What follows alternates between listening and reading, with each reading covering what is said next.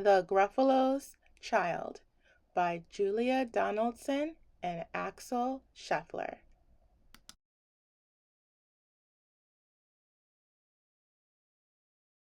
The Gruffalo said that no Gruffalo should ever set foot in the deep, dark wood. Why not? Why not? Because if you do, the big bad mouse will be after you. I met him once, said the Gruffalo. I met him a long time ago. What does he look like? Tell me, Dad. Is he terribly big and terribly bad? I can't quite remember, the Gruffalo said. Then he thought for a minute and scratched his head. The big bad mouse is terribly strong, and his scaly tail is terribly long. His eyes are like pools of terrible fire, and his terrible whiskers are tougher than wire. One snowy night, while the Gruffalo snored, the Gruffalo's child was feeling bored. The Gruffalo's child was feeling brave, so she tiptoed out of the Gruffalo cave. The snow fell fast, and the wind blew wild. Into the wood went the Gruffalo's child. Aha! Oh-ho! A trail in the snow. Whose is this trail, and where does it go? A tail poked out of a log pile house. Could this be the tail of the big bad mouse? Out slid the creature. His eyes were small, and he didn't have whiskers. No, none at all. You are not the mouse. Not I, said the snake. He's down by the lake, eating Gruffalo cake. The snow fell fast, and the wind blew wild. I'm not scared, said the Gruffalo's child. Aha! Oh-ho! Marks in the snow. Whose are these claw marks? Where do they go? Two eyes gleamed out of a treetop house. Could these be the eyes of the big bad mouse? Down flew the creature. His tail was short, and he didn't have whiskers of any sort. You're not the mouse. Oh, not I. But he's somewhere nearby, eating Gruffalo pie.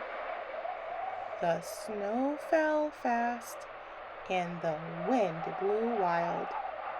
I'm not scared, said the Gruffalo's child. Aha! Oh-ho! A track in the snow. Whose is this track, and where does it go? Whiskers at last, and an underground house. Could this be the home of the big bad mouse? Out slunk the creature. His eyes weren't fiery. His tail wasn't scaly. His whiskers weren't wiry. "You're not the mouse." "Oh no, not me. He's under a tree drinking Gruffalo tea." "It's all a trick," said the Gruffalo's child as she sat on a stump where the snow lay piled. "I don't believe in the big bad mouse." But here comes a little one out of his house. Not big, not bad, but a mouse at least.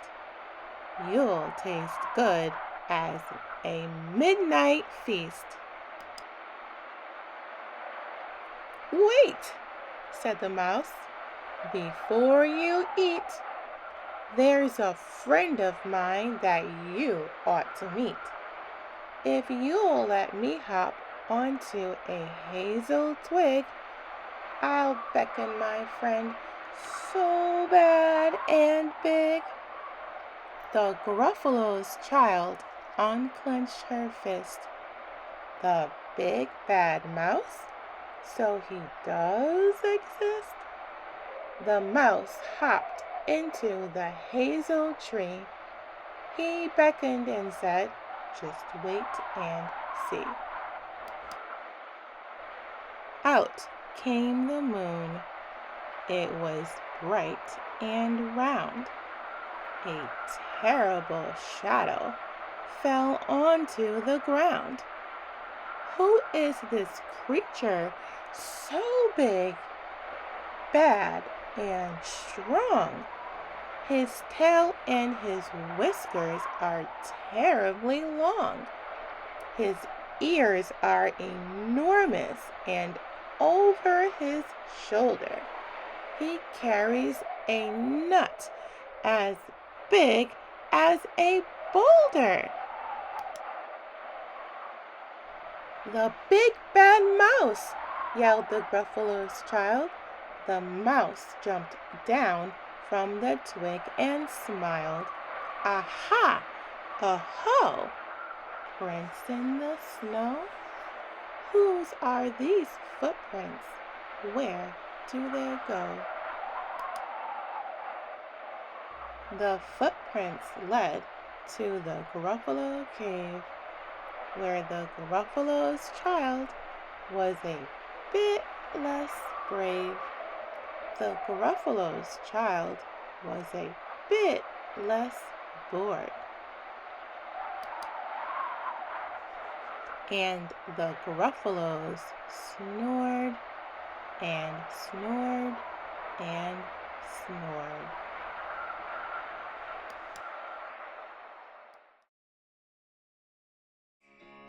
The end. Please like and subscribe. Thanks for watching.